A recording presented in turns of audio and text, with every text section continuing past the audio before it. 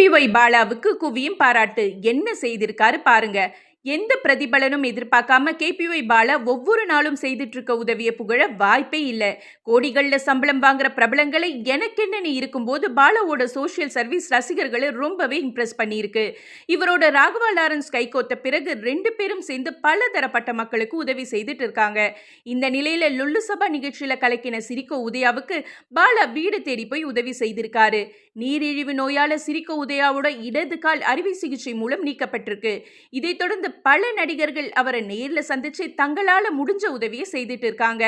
செய்யாதவங்களை செய்யும் போது நம்ம பாலாவை பத்தி கேட்கணுமா என்ன? சிரிக்கோ உதயா வீட்டுக்கு போய் அன்பா அவரோட பேசி ஆறுதல் சொன்னதோட பண உதவியும் செய்திருக்காரு. இது குறித்த வீடியோ இணையதள வைரலானதால பாலாவுக்கு வாழ்த்துக்கள் குவியுது.